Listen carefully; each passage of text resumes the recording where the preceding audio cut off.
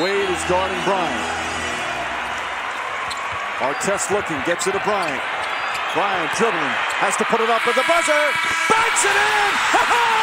He banks in the three! And the Lakers win the game!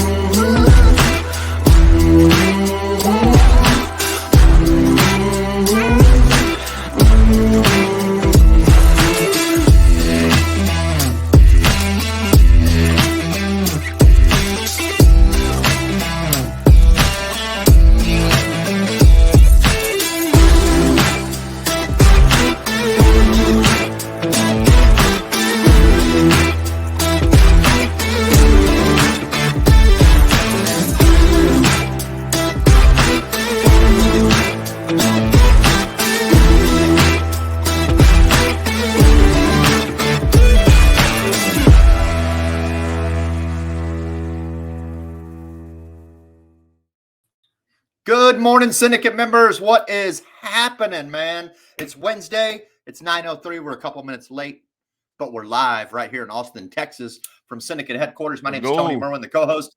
That dude over there is Joe Campert. He is the king of trucking, the king of Facebook groups, and the Jolly Ginger Giant. Do not overlook him. It's hard to overlook. The dude is like a You tree. can't overlook me. He's so tall.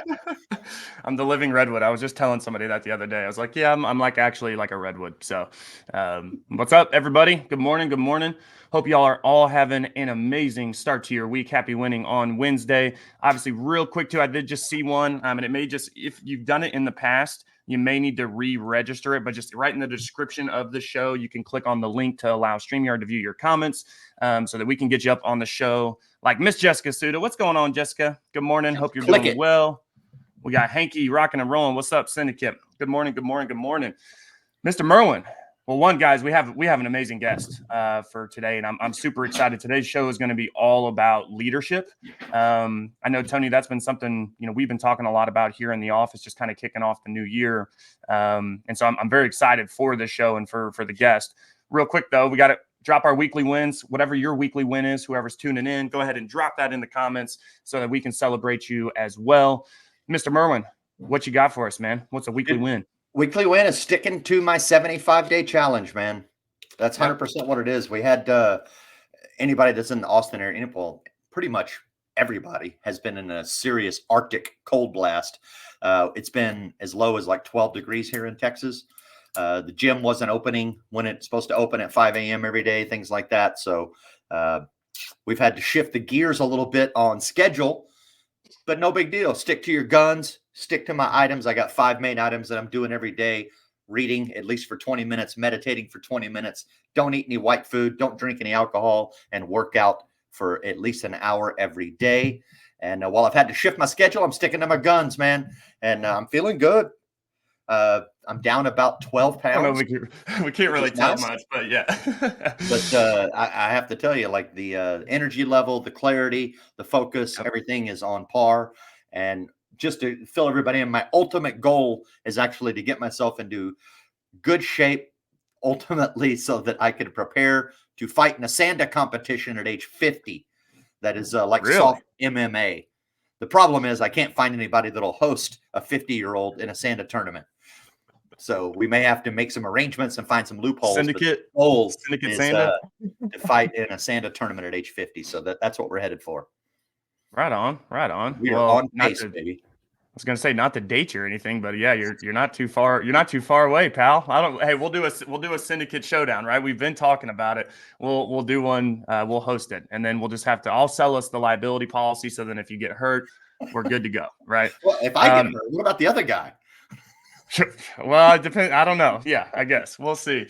Cover all bases. But no, good morning, everybody. And it's funny, that's my weekly win as well. Yesterday, my back's been tight. My abdomen was hurting last week, right, or whatever. And you guys know I've been doing the Extreme Revolution. It's the 100 days in a row with Andy Elliott. And I won't really you guys have seen my post. Go check out my Facebook. We're on day 17 of that. But like yesterday, and it's most of y'all have seen my pictures, I work out in my garage. Right. So it's like, oh man. And I was actually, it's funny if, well, Maria may be watching this, my wife, we were talking about it because I was like, man, I don't want to do it. Like it's freaking 10 degrees in there. Like I'm freezing cold. I'm wearing like double layers just to go work out because I know I'm going to be freezing cold. But she goes, that's what really creates discipline is when you really don't want to do it and it's freaking cold. We talk about cold showers and stuff like that, right? Really anything that is what we'll call uncomfortable is what creates discipline. So that's definitely my weekly win is just sticking with that. To your point, Tony, man, I feel the best I've ever felt. And anybody that's close to me has known that the first 17 days of this year has been somewhat chaotic, but I'm 100% thriving in it. I'm absolutely loving it. And I feel so good. And just working out in the middle of the day gives me so much more energy to finish out the day strong. So that's definitely my weekly win. And shout out to anybody else that's kind of taking on that challenge or really just anything that's a challenge within yourself, right? We talked about last week, auditing anything in this year that doesn't serve you. And so again, shout out to anybody that's taken that on and changing some things up. So without further ado, y'all, again, like I said, I'm very excited. I actually have the pleasure of serving at church with our host or our co-host or our guest that we're bringing on here this morning. She has an amazing heart, not just obviously for people, but really for business and everything that she really brings to the table is just something I was like, man, we got to get her on the show to really just share and just kind of drop some value for you guys when it comes to leadership or really even growing into a leader and just all the things that come with that. So without further ado, let's give a nice warm welcome to Miss LaToya Collins-Jones. What's going on? What's good? Listen, I have to say, like the intro with the Kobe and the music, I'm pumped. I don't even I had coffee. I didn't need coffee. Like I am so pumped right now. It is amazing. Love it. This is so honored to be here. Excited to chat with you all. Awesome. Well, thank you so much for coming out. We do appreciate it. And if you just take a moment, obviously we're full of insurance group full of insurance agents. We got about almost 7,600 people in this group. Wow. They're all insurance agents across all different lines. Some of them are individual agents. Some of them are agency owners running large groups. But they probably don't know who the heck you are. They probably don't. So take a moment to let them know. Yeah, absolutely. So I'll give you the quick and dirty rundown. I am an entrepreneur at heart. I started my first business actually when I was 12, right? And it was cleaning and babysitting service. Don't ask me how they went together, but it worked. Okay. And so I started out as an entrepreneur, went on to school. I was a fan of music, loved music, went to school to get my bachelor's in business with every intention on going into the music industry to be an A&R rep. I loved music. That was kind of my thing. During that time though, I started to kind of fall in love with like the corporate side of things. And I ended up finishing school, working in economic development for an economic development company, still working for myself. And I did that kind of off and on and consulting with small business owners. My heart is always like right in the middle, right? When you think about small business owners, 50% of the US is employed by small business owners. It's not the corporate giants, small business owners, right? And so knowing and understanding the power in having a small business and them being able to thrive is really like near and dear to my heart. In 2010, I wanted to shift. My husband and I wanted to shift everything. So we picked up everything with our 1-year-old daughter at the time and left across the country and landed here in the Austin area. And I started up from scratch. And I started at Dell. I was working at Dell in consumer sales. So just to give you guys an understanding of what it's like, by this point, I'm been married, have a kid with my MBA, smiling and dialing, right? Like, thank you for choosing Dell. This is LaToya. How can I help you? And so I did that for 1.5 years of selling computers to people who didn't know how to buy computers on a computer. That was my job, right? Like 8 to 12 hours, depending on this time of year, that was my job, right? Like helping people buy computers who could not and this is not like 1996. This is 2010. Like we have full-blown internet capabilities at this point, people. And so that's kind of where I started to really chop in and really hone in on my sales experience, and ran up the ladder pretty quick. By the time I left Dell the first time, so I've done 2 tours. By the time I left Dell the first time, I was on what they call the Dell Entrepreneurs Club. And so what ended up happening was I worked with biz dev in teaching anywhere between the small business all the way to startup how to make technology their first hire. And we had $100 million fund at the time where we were funding startups. And so I did a lot of biz dev, a lot of speaking, really around how to make technology your first hire, if you will, as an enabler. Then they paid us. They said, "Hey, we're going to pay people to leave." It's like, sign me up. So I left. I took the corporate buyout. And so for about 4 years, had a digital marketing agency. I loved it and hated it at the same time. I loved the freedom. I loved learning about the technology. I hated building out the automations, right? So, and building and growing and scaling. And so during that time, I really started to figure out what I was most passionate about. And I'm most passionate about people. And so I knew I needed to pivot. So I transitioned all of my clients out. And I mean, this is probably right when I was at the cusp of like breaking open in my business. Like I had a client that was multi-million-dollar client. I said, "Hey guys, I'm done." And I went back into corporate, middle of the company, bottom of the barrel, back dead in the middle of Dell. And then I went on this crazy 5-year run from an individual contributor, 8 layers in. Halfway through, made a switch over to diversity and inclusion, really as a strategist, not as somebody. I like to tell people that because a lot of people who go into diversity and inclusion work are very passionate about it. I'm not passionate about it, but I was hired to be a strategist, which is very different. I'm in the business of people, which is very, very different in why I was hired into that space, and really kind of put a lot of business around that, and went from 8 layers into what they call an L4, so a VP, in 5 years, which is a very fast and hard run for corporate, considering where I started. And in typical LaToya fashion, I decided in June of 2023, well, actually May of 2023, my time was done. And I left kind of at the top of the game. And I think it's important to know when you've done all that you can do in a role, and it's time to move on. And I took the summer off. I'm a dance mom. So if you ever holler, if you see clips, you may catch me on a parent freestyle battle. You know, I've come in 3rd place to a dad 3 times in a row. I'm going to get 1st place. I promise. But I took the summer off and then really kind of said, okay, what am I most passionate about? And it is leadership and culture. You know, one of the things I truly believe is you find a bankrupt company, you probably have bankrupt leaders with bankrupt mindsets. Right. Because that's how it goes. And so I've become really super passionate about like helping leaders be great leaders, because poor leadership permeates in every aspect of your life, right? It doesn't stop at 5 o'clock. If you have a bad leader, it don't stop at 5 o'clock, because you're going to come home, you're going to be annoyed. And then your kids are going to probably have that one toy, right?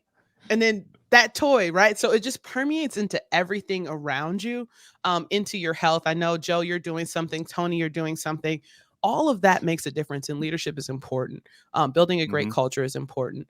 You know, I truly believe, I'll kind of give you the big indicator aha moment for me when I knew it was time to move on.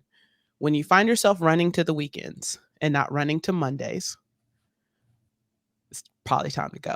And that for me was where I was, right? Like, I don't want to work 5 days. I'm reading 10 Pillars of Wealth, and he said it really good. He said, you work 5 days to earn 2 off. Well, that's not, the math ain't mathin'. Right? Like, I don't want to do that. I want to work 5 to earn 2, because I'm trying to get to the weekend. And so I needed to shift that. And so that's kind of my little story, high level there. I love that. Well, and I think, you know, just that right there, you speak to a lot of insurance agents, right? To where, you know, a lot of us call us, we call ourselves business owners, right? And agency owners and this, and then a lot of us are just chasing that weekend, right? We're just trying to get to the end of day Friday so that we can shut it down. And it's like really like a true business owner, right? Running like a true organization. And don't get me wrong, I think you still have to have some discipline when it comes to like, hey, you need to take some time, especially if you have family and stuff like that, right? Or even time for yourself. But for me, it's like I was just having this conversation. I mean, it might have been with you, Toya.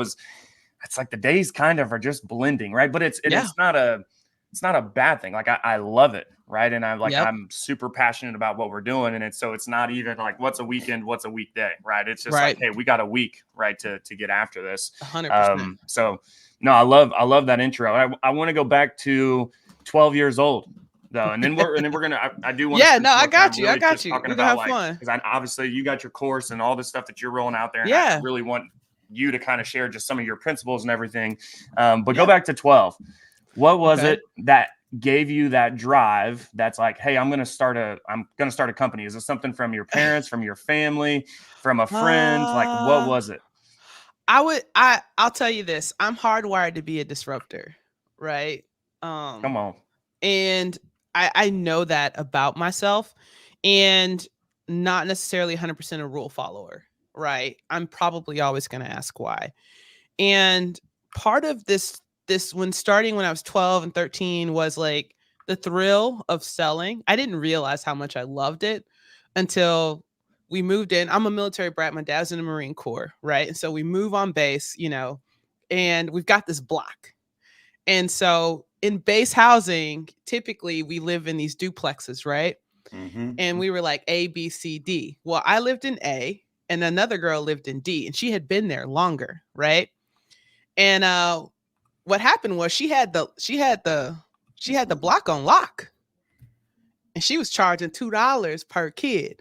Well, most of the people on the block had 2 kids. So I was like, yo, I'll charge $3 for 2 kids because they tip anyways. Right. And so I started taking, that was a very interesting friendship, right? Like she was not happy. So I had the block on lock within a summer. So by the time I was in the 8th grade, my parents can attest to this. I bought my own school clothes. I didn't have a budget for shoes anymore because I was making my own money, right? And so I think there's a level of having autonomy that I absolutely love, because if I have it, that was the thing, right? I want to make money, so my mom can't be like, you can only spend $50 on shoes. I'd be like, I bet. So I'm gonna put 30 on your 50, and we're gonna get these $80 shoes, right? Because I love sneakers, right? And so that to me became kind of this level of autonomy and understanding that I could control the outcome. I could get what I wanted. And that's kind of what really kind of started for me. Hostile takeover in the neighborhood block. It didn't go well. I'm just gonna put it out there. She was not too happy about that. It was more than a battle. You guys like a rap battle or a dance off? You guys maybe threw some hands or something? I used to make like because once I had the block, there was a family that lived across the street, and they would do this huge New Year's Eve party. And so because we stayed in duplexes, what they would do is they'd stick all the kids in one duplex and all the adults in one.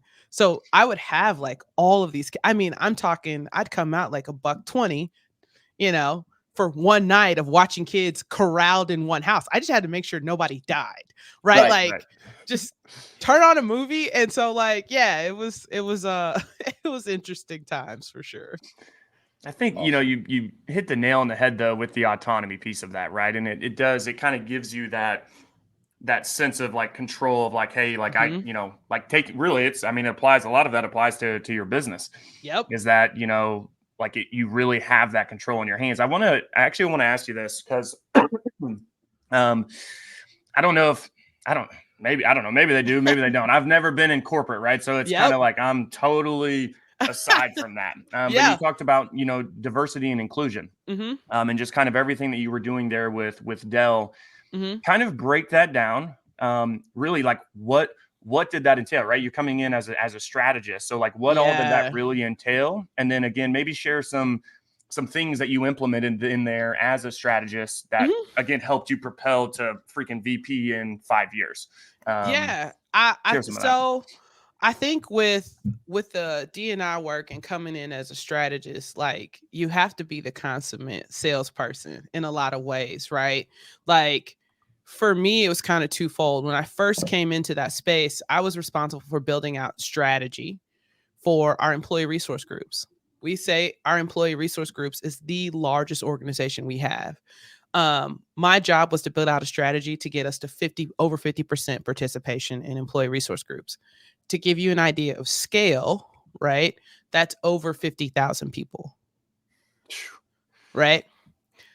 So we were in the mid 40s. I had to get us above 50,000, right? And that was part of my job. And so a lot of that came with putting a lot of, I like to say, operational rigor in place, right? So coming in and saying, hey, this is how we're going to structure, helping really understand where we're going to budget, understanding the needs of what was going on. I helped introduce and implement an entirely new platform. So those of you who don't know, I am a technologist at heart. I'm an early adopter of technology all the time. And so as a result of that, pushing the organization to purchase a tool to really help manage this group. And that's really kind of how I started as a strategist, right? Like I love going in and tinkering with things. Over time, though, a lot of my career was about relationships, right? Like I had relationships with the number two in the company, right? Like I had a relationship with, top sales guy, like the head honcho, right? John, and building these relationships because getting them to understand that D&I was good business, right? If you have a company that is not Toya, this ain't Toya, this is just the data. You can look it up. Companies that are more diverse make more money. They're more profitable. They're more innovative. That's not my data. That's the data, right? And getting leaders to understand not just like diversity in gender and not just diversity in gender and in race and ethnicity, but also in diversity of thought, right? The diversity of experience. Like my best hires, I didn't hire them out of HR. I went into the business and got some dogs. And I was like, yo, I could teach you diversity and inclusion. I just need to know, do you got a dog in you, right? Like I just need to know, can you work? Like, I don't need, I didn't care about, I get it. You're passionate. All that passion is cute, but I'm in the business of D&I, which is very, very, very different, which requires you to be strategic, which requires you to understand people, have a little bit of sales. And actually, one of the guys actually came up and through the sales org and just was in a different role. And the other person was supporting sales and services. So it shifted and changed how I built my team and what I look for. And that's, I think, partly why I rose, because I didn't allow myself to deviate from what I knew, which was strategy and business. Right. How do you, whether you or your team, right, go into maybe say, let's say a business, maybe somebody that's very established that we'll just say lacks diversity. But again, they're established. Maybe we'll call stuck in their ways, right? Whatever they've been doing business this way. Yeah. So why change it type thing? How would you go into that company and again, use your strategy and your know-how, right? And the data, right, to kind of speak to that leader of that organization to prompt them to maybe change things, right? Or to diversify. Like what would that pitch, I guess, go? What would it look like? Well, I think one of the very first things is typically when I would show up, I think people would expect for me immediately to have conversations about gender, race, and ethnicity. I just have conversation about people. And I have an understanding. My very first job, and you all know this in sales, your very first job is to know who you're talking to and to know what their problems or pain points are. That's it, right? Like that's the sales side. Like I don't go in assuming anything. I gather my information from really having conversation. So that was kind of part one. I'll give you a really good example of really how I started to make it real for people, right? Like one, I'm very authentic, right? So I may walk into a room and I'm the only brown face I see, but I'm probably coming in some jeans, some J's, and a blazer. It's just how I roll, right? Like I can attest to that. she gives right? main message at church in that, guys. Yo, like I'm coming with some J's, like, right? I'm just gonna be me, right? So I'm not gonna change who I am. And so I think a lot of times people respect that, right? And I find ways to relate. But I'll tell you this really good example of how I was able to really kind of shift the thinking. So we were having a conversation and we were really talking about leadership, right? Like, if we focus on leadership, which is why I stick with leadership and culture, if you have great leadership skills, you have great culture skills and being able to build that, I don't have to have a diversity and inclusion conversation with you. Because you're always going to hire the best talent, which means that you know that your talent is not always going to be from the same pool. Right. Which means you're going to search high and wide, and like a great leader is going to recognize that, hey, where are the pieces that I'm missing? What can I be adding to me, like to what I'm doing, right? So I don't have to have a conversation with a great leader about diversity and inclusion. So I have the conversation about leadership. And so we were talking about understanding how and why you should address things when they come up with anybody, regardless of whether it's diversity inclusion or not, right? And building a good culture. And so I gave the example of, I said, hey, there's this one guy who was like one leader. He's sitting in the back and he had like a really nice button-up shirt, really nice button. Like, a nice button-up. Like that mug didn't come from JCPenney. Like it came from like Nordstrom. Like, you know what I'm saying? This is like they just lay different. A good button-up shirt when you see it, right? And I mean, this thing was nice and crispy, right? And because now we have like a little bit of a lax culture. There was another guy kind of in a polo similar to Tony. And so I said, hey, what if, we're going to pretend Joe is in a nice Oxford here. And so we're going to say, hey, Tony's giving Joe a hard time about dressing up all the time. But Joe doesn't like it. Right. And so he's, you got to be all big, hot stuff, blah, blah, blah. Right. So they're going at it. And so most of the time it becomes like banter or fun banter, but it really rubs Joe the wrong way. Mm-hmm. And I said, but what if Tony didn't know that Joe grew up poor?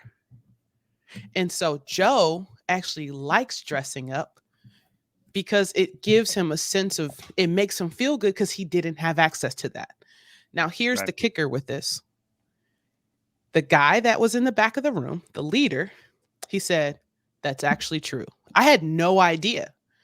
And you could watch the energy in the room shift. I could go in and talk about like all of these different things about what people see surface level, but the goal is to get them to shift and understand and see what's actually happening. Guarantee you, nobody in that room knew he dressed up the way he did because he grew up poor, and that was part of the way that he really wanted to show up for himself. Yeah. Mm-hmm. And those things make a difference. So that's really kind of, how I just was. And like, there were times I don't code switch. So I say I translate.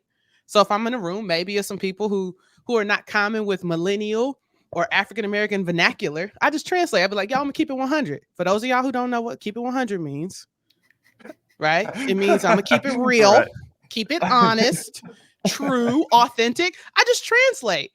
And I think that allows people to expand and feel comfortable. Yeah, definitely. How do I get Joe to start wearing nice button-up dress shirt? I don't think I've known Joe a while. I don't know if I've not seen him in a t-shirt and it's sneakers. Pretty difficult.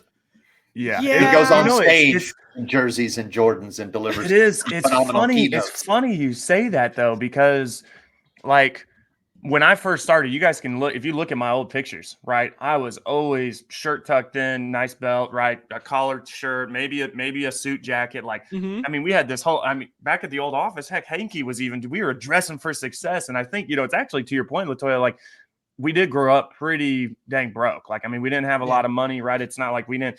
And it's funny now, because that's how it started for me, right? And then it just kind of turned into more of like, I gotta keep it 100. Like, it wasn't me. I think I was like kind of portraying something that wasn't really, I don't really know why. It was like, hey, this is just more, I guess, what you're supposed to do. And maybe that was part of it was, hey, when you do have a good job and you're a big boy, right, you need to have big boy clothes on. And then now, obviously, I rock Jordan, I rock Jerry. It's a little cold from a jersey, so I'm not rocking those right now. And what's even more funny too is my business partner now, my new partner, Brian, suited up like nobody like the nicest, sharpest dressed dude in the freaking room. If you're watching this, Brian, I'm giving you a compliment. But it's funny because he's from New York and like they are just super sharp. But then you hear his backstory, and I'm sure it's crazy how that can correlate or associate to just literally how somebody dresses, right? Yep. So here's what I'll say. Because I had this conversation with a leader I'm coaching, right? So she works for the state. State has very different, they have a different, I came from tech. Like, we ain't dressing up for much, right? Like, Right. right. So, but they have a very different thing. And so I was explaining to her, I was like, well, what we have to understand is professionalism is a spectrum, right? Professionalism is a spectrum. I guarantee you, by the time I walk out of that room, nobody cared that I was in Jordans. Right. Right. And what I found was what I learned throughout, like, kind of as I was growing as a leader, I wanted to remain authentic. So I didn't change who I was, but I learned to elevate. Right. So I learned elevation. So instead of, I'm probably most comfortable in like hoodies and chill clothes, right?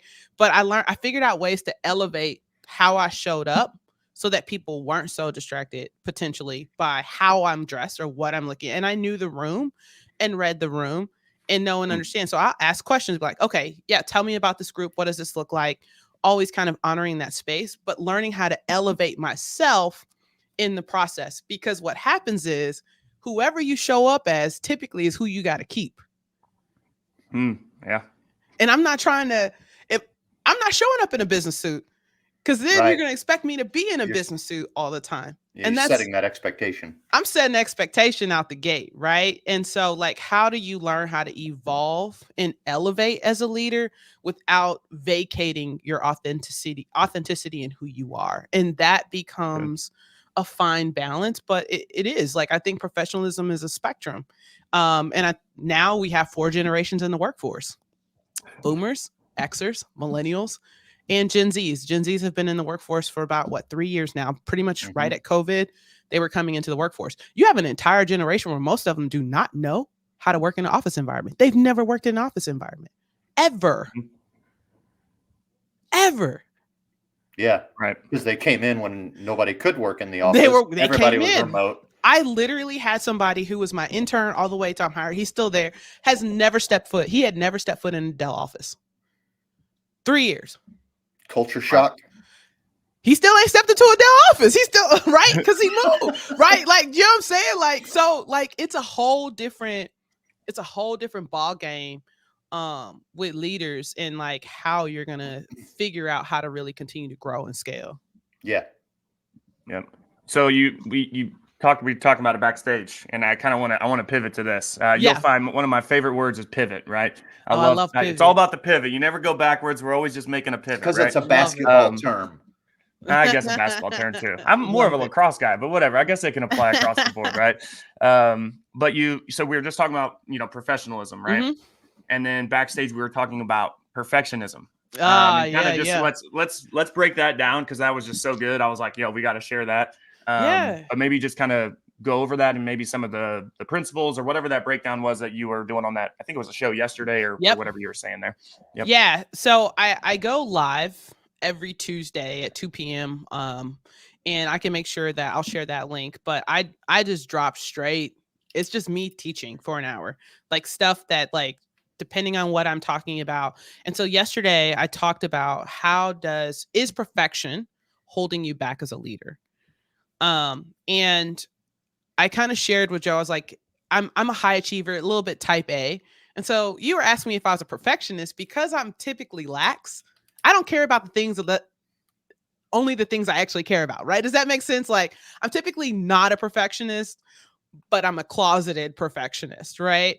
And what we have to do when we think about leadership, most leaders will say, oh, I'm not a perfectionist. And so I talked a little bit about what are some ways that perfectionism shows up in leadership that we may not identify with. And so we were talking about, one is not delegating. That is a good way that perfectionism, because I can do it better and faster. And I talked about one of the things that I learned as a leader was when I got better at delegating, once that person got a handle on it, they had more time to spend to actually make it better. But I didn't know until I started delegating it. Right. So that's like a really good creeper of not delegating things becomes kind of one of those pieces of the puzzle. The other one, which I think is kind of, I how I taught it yesterday was, I think they're first cousins. They're kind of hitched together, which is getting better at coaching and feedback. Because it's hard to delegate if you're not good at coaching and feedback. Because if I have to give coaching and feedback, I have to delegate. And so strengthening those communication skills and getting strong at it, because that's kind of what those are one of the ways they go hand in hand. You got to delegate. In delegating, you've got to give feedback. And so a lot of times, sometimes leaders don't want to do that. And the other one is indecisiveness. This one probably drives me. Indecisiveness is one that's a rough one for me. And sometimes as leaders, what we want to do is, this is what I said, you want to make the right decision. And so sometimes we'll delay making a decision because we want to make the right decision. But I have news for you, leaders. You're either going to make the right decision or the wrong decision. There's only two outcomes in this, right? So delaying it doesn't actually help, right? And so what happens is, you gather enough information, you may be able to gather enough information in hopes that you are making the right decision. But at the end of the day, you don't know till you do it. So Right. the goal is to be decisive and know that if you actually kind of come in and be able to move forward, not fear failure, which is also another sign of perfectionism. We don't make decisions. So because we fear failure or being wrong. And so as a result of that, what ends up happening? Right. We're slow. Yeah. I used We to, don't. Go ahead. sometimes I think I struggle with decisiveness. I go back and forth on it. I just haven't decided yet Yeah. if that's really a problem for me or not. I love it. Yo, it's like, it's hard, man. Like it is, but like what I've learned is, we talk a lot about it in tech. We talk about it. I don't think it's always done in practice, but fail fast and fail forward, because failure is always a part of this equation. If you we are delusional. Joe, I know you've heard me say this to kids all the time. What failure is not an option is one of the biggest lies we feed our kids. Quitting is not an option. Failure is part of the equation. That's the difference. Failure is absolutely failure's not an option. No, failure isn't final. Right. And so as leaders, how are we thinking about it? How are we reframing our mindset? When you fail, you've just got a data point that said that didn't work. Right. That's all that is. Oh man, that's so good. Cause that's a big piece, right? Though, is because some people will not look at it as a data point. They won't. And again, they won't take it as a lesson. Yeah. Right. Right. It'll be something that cripples them, right? Or cuts their legs out from under them, where it's in fact, and that's what we talk about this a lot, especially as Redwood is, and now that we're merged with Clarity, all that, how we've grown, right? And it's like, hey, like if you ain't breaking things, if you're not failing, then you're not growing, right? Like you're just staying the same, because what worked for 5 is not going to work for 15. What worked for 15 ain't going to work for almost 100, right? I mean, it's like, until you're breaking things. I love breaking stuff, right? Like you've got to push things to break. Joe, one of the things we talked about when we were chatting last week was, I have my way of operating. When I was an individual contributor, I had a way that worked for me. And then I got a team and it didn't work. Right? You don't know your systems don't work till they don't work. Right? And then you've got to figure it out over and over again. But I love how break this. Like sometimes I would give something to my team that I think is good and I'll tell them to go break it. Go break it. Yeah. Please break it. I hope you break it. If I build a system and it breaks after a week, good. Because I'd rather it break at 10 than break at 100. Yeah. Right. And that's where we got to, and I think that's the same even with you all, right? Like when you're having conversations about quoting and you're having conversations, getting people to convert, those calls, like that follow-up, like people are afraid of rejection and failure. But they're not saying no to you, the person. They're not saying no to Joe. They're saying no to what you're offering. Right. And trying to get over this mindset of like, no means not enough, or like it's failure. Be like, all right, bet, cool. I'm not good for you. I'm gonna holler at you in 6 months. Maybe you have changed your mind. Yeah. Sometimes it's just no to the timing of the solution. It is. It's all, it could be any of those things, right? But Right. if we don't take it as a data point, as information, right? Information leads to knowledge. Practice of knowledge leads to wisdom. But if we don't treat that failure or that rejection or that point as a data point that allows you to get more information, to gain more knowledge, to gain wisdom, you know, Right. what are we doing? What are we doing? Right. What's the point? What are we doing? Right. So, dude, that's, gosh, I feel like we could go, I could go 1,000 different ways with that, because it's so true. And I mean, it applies to everything that we do, especially in the insurance, but really just in business. But like, I mean, we were just saying it, but this is like my number one saying is, it's especially with insurance and what we're selling. And it's not a matter of if, it's just a matter of when, right? I know that you need what I have. It's just, I'm just not solving your problem at the right time. Correct. And I think a lot of people will take that, where we were just talking about follow-up here in the office, where it's something I'm implementing with my guys now. Hey, every single day in the morning, first thing in the morning, hit your follow-ups, right? And it's from this book that I'm reading because of this Extreme Revolution thing I'm doing. But I think so many people will call, and then the person, like you said, they'll say no, right? Because, hey, I don't need you yet, right? I'm happy where I'm at. Yeah. But as we all know, especially in insurance, right, life changes every single day. So when life changes and they have a poor claims experience, or their agent screws something up, or whatever it is, and there's 1,000 different things on Tony's side of things, but it's you'll take that one no, and then you'll never call them again. Yep. Right. And it's like, hey, no, like that's just no right now. Right. It's not a, like you said, it's not final. I think that's so good. I mean, I think it's two things. You know, I think in sales, one of the biggest things that we always talked about was your fortune and your futures and your follow-up, right? And so I think in addition to that, though, I'm going to say, and James Clear in Atomic Habits says, you do not rise to the level of your goals, you fall to the level of your systems. And so what I want you to think about is, what systems do you have in place for success? Right? Like, do you have a system? Do you have a routine? Do you have like a habit cue, execution action type of thing in place? If you don't have a system in place for certain things, then you are hoping that it's going to happen, and hope is not a strategy. Right? And so that's how we have to start to look at things. My question always is, where's the system?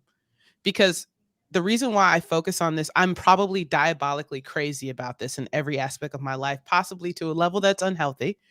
But nonetheless, the reason why I think about systems and why systems are important, even Joe, when I was talking with you, is because if there's a system for follow-up, if it breaks, I actually know where I can troubleshoot.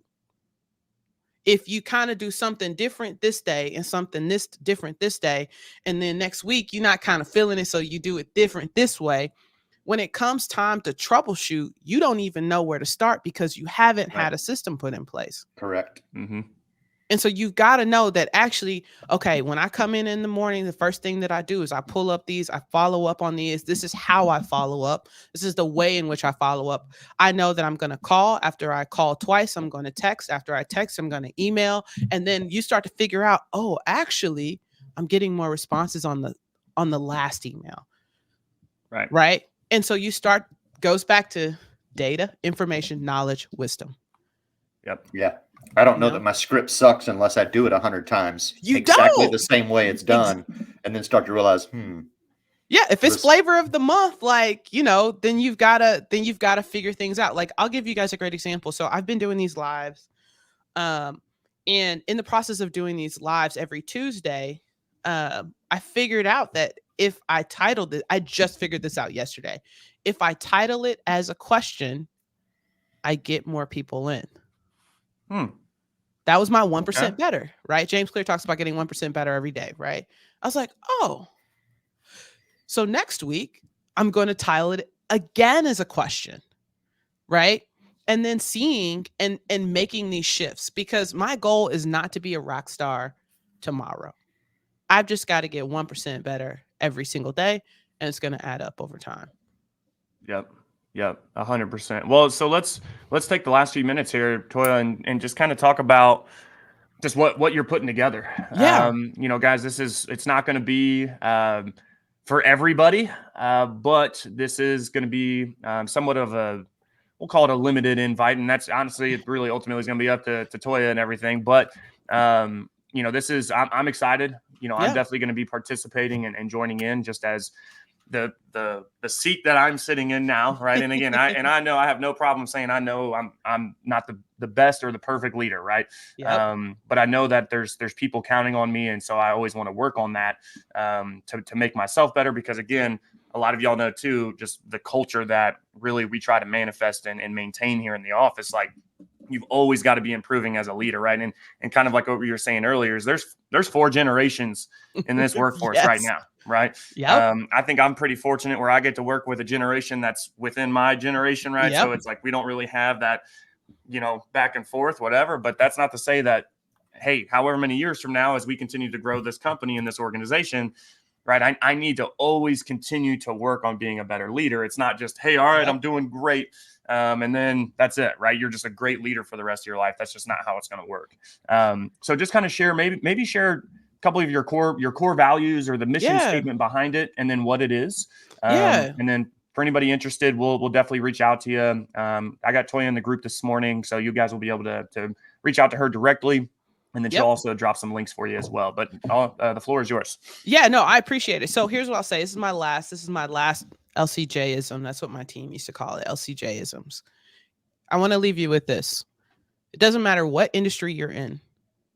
When it comes to culture, rent is due every day. Mm-hmm. You don't get to borrow it. You have to build culture every day. Peter Drucker says that culture eats strategy for breakfast.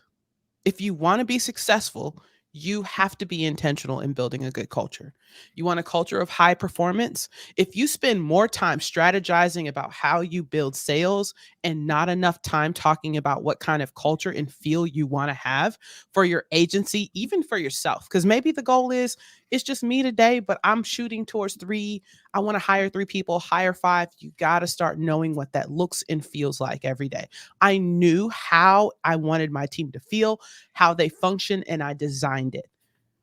So it didn't matter if I told them we were scrubbing the floor, right? Or we were sailing off to a far land, they would follow me. And I became the leader that everybody wanted to work for. And that's how you do that, right? Okay, so just real quick, high level, one of the things that I've done is I've built a masterclass. It's a leadership masterclass. It is 12 weeks. I'm in beta launch, so it is very limited seating in terms of this. So over the next 12 weeks, we're really going to talk about leadership vision. How do you look at efficiency frameworks? We're also going to be talking about change management, which is another one, especially as leaders, even though you're in the industry of insurance changes, all of these things kind of happen, right? They change. You may change. You may decide you want to do something different. You've got to know how to manage change. Maximizing team impact for high performance. And then last, cultivating a high engagement team culture. Because here's what I find. You find A players know A players. And that is how you actually build a really great business, right? And so with this masterclass, it's 12 weeks. I'll be teaching every week during this time. So it starts in February, ends in April.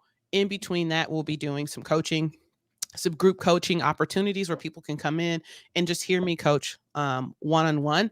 I am offering like a couple of bonuses with that. And I'm just excited really about what this masterclass is going to be, because I truly believe that in order to move anything forward in society, it starts with leadership. And if you can lead your people well, they become great community members, great state, great country. That's how I actually believe that is how we do that. And it starts with everyday leadership and the impact that we have. We get to do it. We get to lead others. And it's not remiss of like taking our hand off of the wheel and hoping that it's all going to happen. So I have that. So I have the masterclass that's launching, but I also have offer one-to-one coaching in some packages. Like, hey, you know what? I don't want to do the class. I just want to be coached. for 3 months or 6 months. I also do that as well. So I'm excited. I'll drop a link in if you want to just schedule a call. We'll chat. I call them leadership momentum calls. And the reason why is because at the end of the day, hopefully you're like, yo, if I'm not for you, cool, data point for me, right? But what you'll be able to do is hopefully at least walk away with a tip or two to kind of get you in the right direction. Who would you say is your ideal coaching client for one-on-one? Like what type of person would benefit, right? So if we go 1-to-1, I would definitely say you have to have, I'd say like a good sized team, like ideally like 5 or more, or you're growing into 5 or more. 1-to-1, either new leaders or leaders who feel stretched, right? Like, cause this is the other thing I told Joe. What I find is most leadership teaches you theory. They don't teach you how to win in the trenches day to day.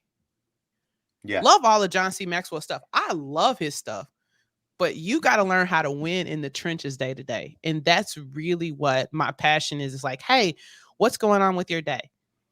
One of the people I'm coaching right now, I get on her. She's like, I don't have enough time. I said, if you don't have enough time as a leader to think and do deep work, that means you are not delegating enough.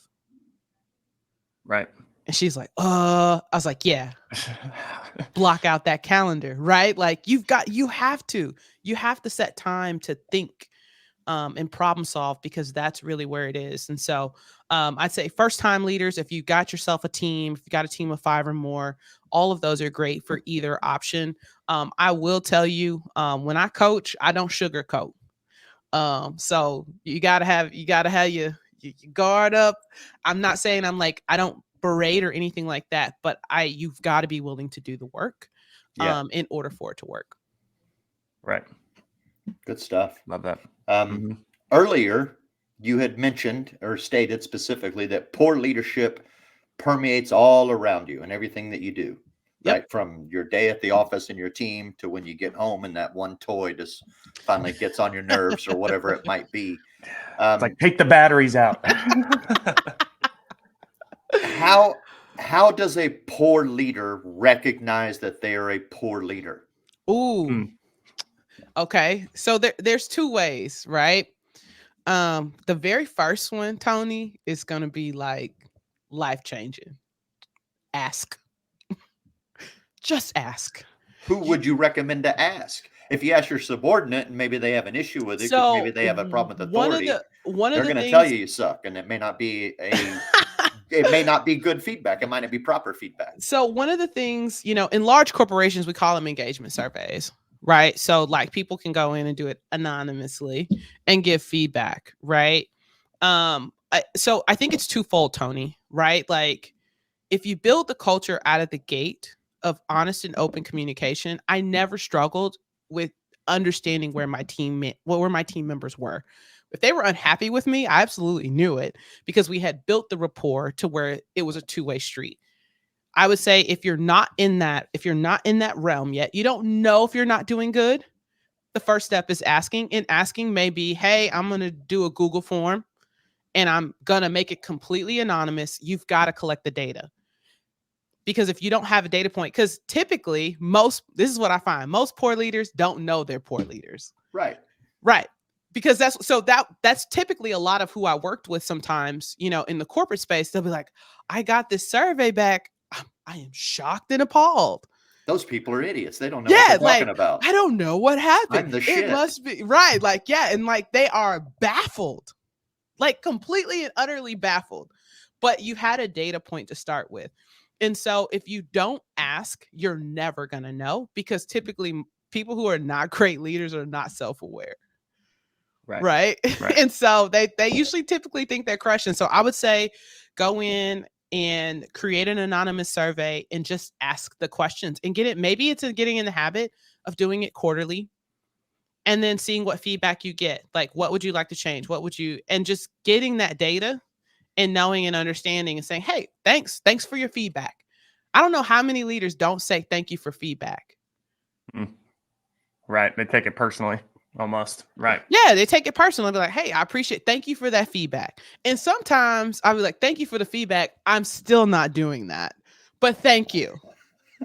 Right? Like, that's how my team will tell you. Like, there are times like they'll be able to give me the feedback. It may not go or swing in their way, but they know at least I appreciate that they've given me the feedback. And then I may or may not make that decision or pivot or figure out what's going on or figure out where I need to intervene. But you've got to start with asking. If you don't ask, you will never know if you're a bad leader. Right. It's like the really like person who's like thinks they're like crushing in like a sport. Yeah. And you be like, oh, like, yo, like in your mind, like you moving like Kobe, right? You hit a Euro step and like, but then you watch a video back, you be like, oh, that did not look how I thought it did. Yeah. Right? Happened to me. I was sitting in I was in a martial arts tournament that I was competing in a forms competition. This was for people that have been in the training for at least 10 years or more. And I thought my form was jamming. Like, I'm killing it out here. And I see the judges' scores, and I'm like, what the? Are you kidding me? And I question one of them, like, is it that bad?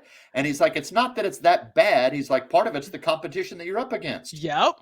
He's like, this is an advanced competition at expert level. Like, it's not that you're bad. It's just, you ain't that good, bro. Yeah, you're not These good. guys are killing it. And you're like, you got a form. It's not bad. And that's what shows, right? Like until you're in a group floored of me because I thought I was phenomenal. It's funny. Like there's a video of a guy who challenged a D1 track star to a race, a foot race. It was on ESPN, right? And so this guy has never ran a day in his life. And this is a D1, like female track star, D1. And so he's like, I can race you in the 400. She's a 400. That's her race. She runs the 400 and 800. Like, that's her, like, mind you, this is her job. Okay. Like, when you're a student athlete, this is your job. And so he goes out, thinks that he can beat her in a 400. No training whatsoever. He comes out the gate. And in the video, she's like, yeah, I stuck with him the first half just because I could. And then they hit the 200. He's out of gas. And she turns the jets on. And the gap is just widening. And I think it's because she does the work every day. And so I think sometimes people will hang with you, or you think you're hanging as a leader, as an organization building and growing, until that person turns the jets on and you like, wait, what happened?